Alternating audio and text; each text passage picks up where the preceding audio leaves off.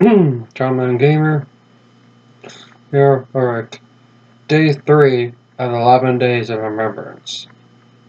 Is he a veteran? Walk up to them and say thank you.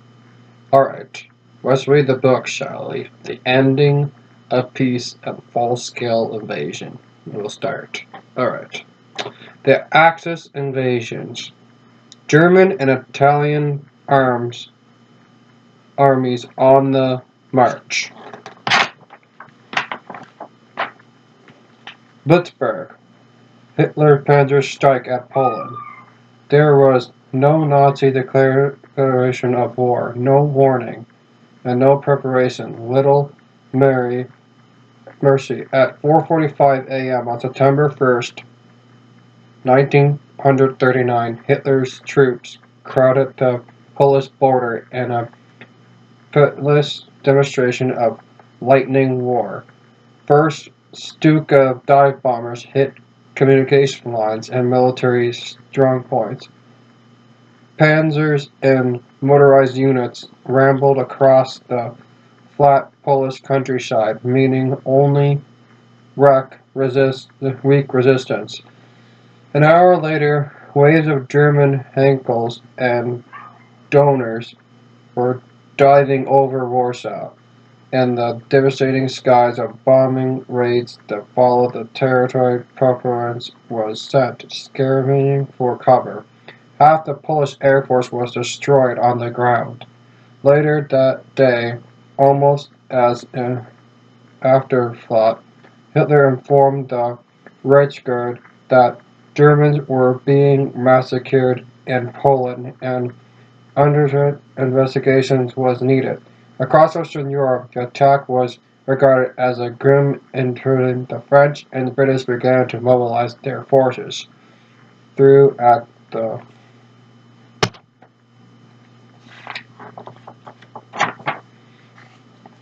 same time, Halifax and Bonnet accepted an offer of merchants from Mussolini.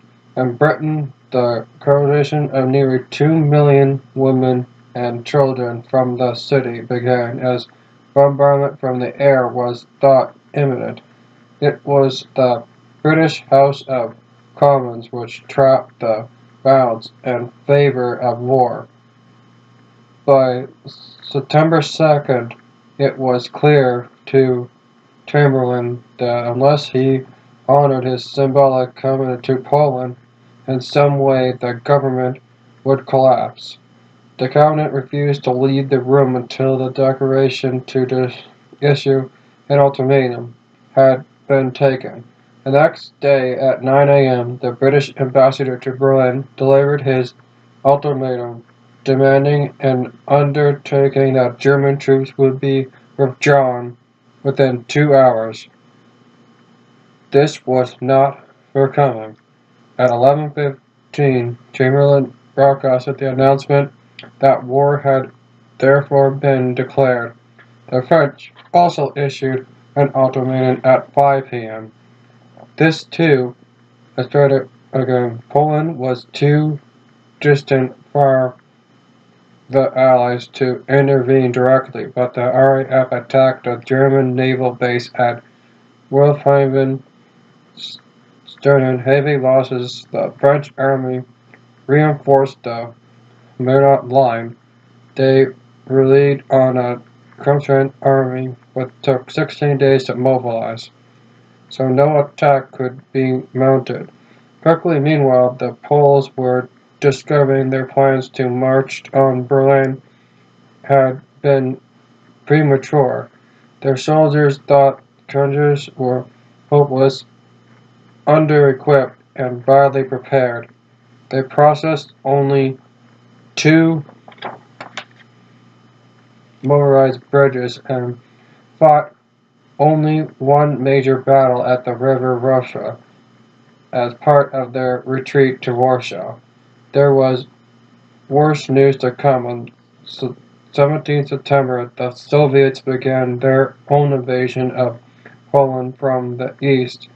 Absent to protect White Russians and Ukrainians, Only 737 Russians were to be killed in the campaign. By 5th of October, all Polish forces had surrendered.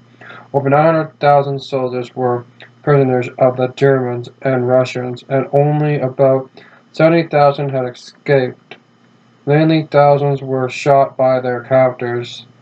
Civilians forced little better, as Hitler signed a secret amnesty releasing all SS men arrested by the regular army for brutality against civilians. In the following 2 years, a fifth of the population was murdered. Meanwhile, the elected Polish government had been introduced in Romania, and a government in exile had been set up in Paris. There is evidence to suggest that had the French attacked Germany at this point, they would have met their almost no resistance. Hitler had gambled all in the rapid divine through Poland. The supplies were exhausted, but the Allies were paralyzed by indigestion.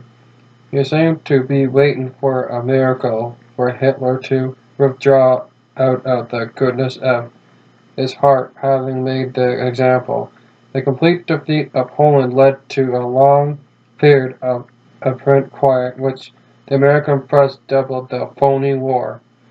Much was expected, but little happened. Hitler made a peace offer which was rejected by Britain and France in public, but discerned as a real possibility in private. He also began preparing for the invasion of France. The war would be fought, he now told the German High Command, exactly to decide the dominance of Europe. In France, the government had decided on war despite major recognition that the National Assembly was not even allowed a proper vote in the declaration. There was just asked to decide on trivial legislations. Conversations and the debate were silenced, while outside the assembly, right-wing politicians and the Communist PCF urged the government to come to terms. PCF leader Maroon Tchons diverted from the army to Moscow, while one French fascist asked, "Do you want to die for Dezang, the nation's moral opponent?" In Britain, blackouts began and park railings were torn up to be melted down for steel. British ships began sailing in convoy. Food was rationed from January 1940. It was the point that Sir Winston Churchill, long a Conservative MP in the political wilderness, returned to the British cabinet as First Lord of the Embassy. A British expeditionary force of 4 divisions was transferred to France under the hereditary Irish peer Lord Grant, a hero of the Great War and Britain's most senior general. It was stationed along the border with Belgium under the French Supreme Commander. French Grenman, a long version of the idea of organized warfare. A wrangle began over the exact limits of Belgian neutrality. French policy decided that the Belgians began the whole bias of French defeat. The line did not exist until the Belgian border was the Kaiser's troops had entered France a generation before. Even along the French border with Germany, the Mega line was not continuous. Nevertheless, it would remain a formidable obstacle to Hitler's armored columns. All not perfectly quiet. The British were already losing shipping to the new German medic lines, and on 14th October, the battleship Royal Oak was torpedoed and sunk by a U-47 in its wartime anchorage successful. However, there was one Allied success: the British cruisers countered the German pocket battleship Graf Drum outside Brussels, and at the Battle of River Plate on 13th December, inflicted enough damage to force its captain to scuttle it. From the start of hostilities, British and French politicians assured themselves that the Nazi regime was running out of resources, though, and they had reckoned without and they reckoned without the Soviet Union. Stalin was taking his agreement with Hitler seriously, and oil and coal produced into Germany from the east. The Soviet leader was also considering that the Baltic. On the 30th November, Red Army troops had invaded Finland following a minor border incident. Although they were encouraged by the success of Finnish resistance, the Allied government recognized 4 months of the schedule and legislation to help them apart from the Lithuanian defense involved. It not only met with Soviet Russia, but fluently the national neutrality of Norway and Sweden. Then on 11 March 1940, just before the parliamentary exhibition could leave, the Finns finally accepted Soviet terms in the aftermath of the disaster. Bertrand flew straight to London for a meeting of Allied Supreme War Council under joint action. There was a feeling against that Hitler had lost his delegation.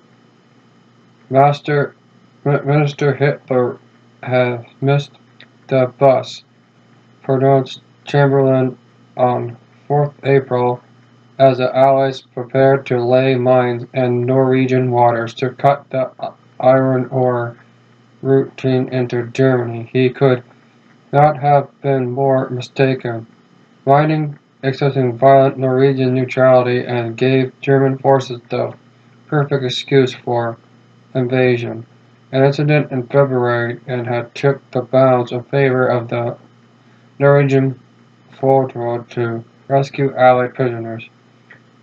Following that the British would make landings on the Norwegian coast, Hitler moved 10,000 troops there on 5th April and marched towards Denmark to the astonishment of the Danish authorities, who had believed diplomatic assurance from the Nazis that their neutrality would be respected. The Danish Prime Minister Tito Stunding was so concerned of this that he refused to mobilize in case it provoked the Germans, but Hitler needed no prevention. Early on 9th April, his stormtroopers crossed the Danish frontier.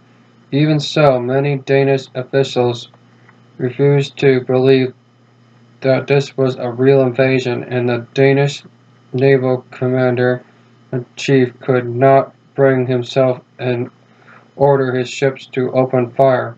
Realizing it was too late to resist, King Christian X ordered an imminent ceasefire by 6:25 a.m. All fighting had stopped. Denmark was under Nazi control. Only 13 Danish soldiers had been killed and just 2 German planes shot down. Norwegian officials in Oslo were also taken by surprise as German commandos arrived in the city and Trondheim. Began with Norway. The invaders cut the electricity supplies to the capital, and the Norwegian cabinet huddled in the dark, forced to read the German ultimatum by code with their telephones down. there were sent out a general mobilization order to the armed forces by post lifted the city with 29 trucks carrying the Norwegian gold reserves. They transferred their government towards facing a concerted attack from the German Air Force targeting the Norwegian king, Hassan VII, who was hiding with them in a wood near the Swedish frontier. Everyone heard about the invasion of Norway from the news agency. Reuters shows how much Allied intelligence had failed. Netherlands were quickly, and the British attempts to take Narvik took while landing at the small Finnish village of Nemosh and Adgras because they were within the range of the Luftwaffe, now operating from Norwegian airfields. Even so, the Nazi invasion was not a complete success. Unexpectedly, resistance from the Norwegian Navy and from two Royal Navy actions coast, the German Navy 3 cruisers and 10 destroyers were left with only 3 cruisers and 4 destroyers for action. Worse still for Hitler. King Hedring and his government managed to escape to London and added 1 million tons of shipping to the Allied merchant fleet. British politicians were in uproar over the setbacks. In the name of God, go! The elderly Conservative MP Leopold Army running at Chamberlain in the House of Commons. The opposition Labour Party refused to join a coalition government under Chamberlain, and by 10 May, Winston Churchill, the man responsible for the disastrous Norwegian landings, was Prime Minister. Well, if you see a veteran, walk up to them and say thank you. And I thank all the veterans who fought so I could make these videos and so I could have my own opinions on things. Thank you. This is all for me for right now. This is the ending of day 3 of 11 Days of Remembrance. Thank you to the veterans.